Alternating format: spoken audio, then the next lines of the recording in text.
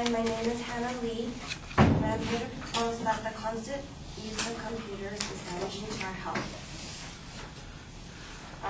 The three major points in which I will discuss are lack of sleep, bad posture, and computer vision syndrome. Starting off with my first supporting claim is that the constant use of computers affects our sleep. Everyone knows that good sleep is essential for our health.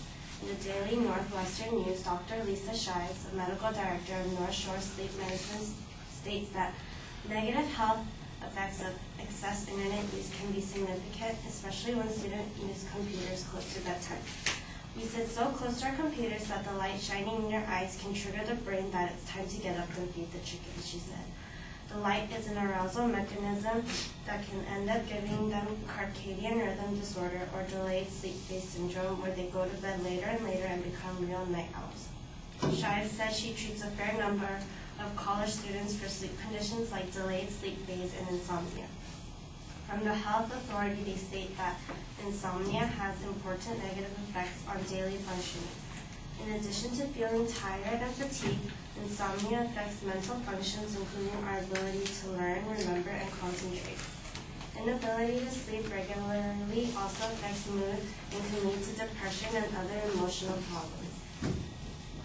Now, my second supporting claim is that constant computer use affects our posture. When we use the computer, we all have the same position with our backs slouched and our bums resting on a chair. Ian Lee, an occupational therapist at the Perth Integrated Health Clinic, states that spinal muscular problems were related to posture, which was mostly in a forward trunk flex position, which automatically causes excessive lumbar strain and in the long term can contribute to spinal degeneration. And to clarify, spinal degeneration is when there is a wear and tear on the intervertebral disc, which can narrow the spinal canal and cause back stiffness and pain. Ian Lee also reports that using the computer for a long time can cause on-the-edge position, where the person is seated on the edge of the chair with the gluteals receiving minimum support and can be damaging to the sacrum.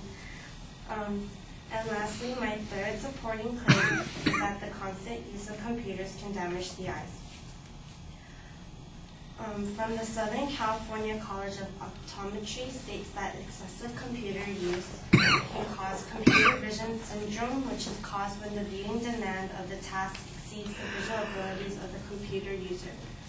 They state that the symptoms can vary but mostly include eye strain, headaches, blurred vision, dry and irritated eyes, slow refocusing, neck and back aches, light sensitivity, double vision, and color distortion. And then in severe cases can cause myopia, hyperopia, and astigmatism. Overall, for physical and functional reasons, I conclude that the constant use of computers is bad for our health.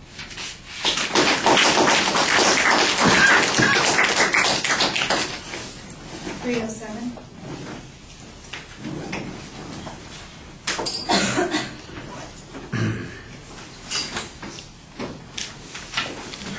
All right, you identify the claim clearly. I thought that you rushed through the preview so fast, I wasn't even sure what the secondary issues were going to be. However, when you did get to the body of the speech, you cited them pretty clearly. I'm not sure there's a lot of controversy on some of the points. That these things are possible is, probably not in dispute. That they are likely to occur, that they're occurring in greater numbers, that it's having this kind of impact, I think that's where you need to be making more of an inference, and I don't see any data that suggests that this is substantially different. If, for example, you could show that there's a difference in some of these problems that you talked about, insomnia, the spinal support, the gluteus maximus issue that you mentioned, for instance, between 30 years ago and today as a consequence of computers, then I think that you've got a stronger inference there. You're doing way too much reading in the presentation, and you need to talk to and connect to the audience more. All right, thank you all for your patience.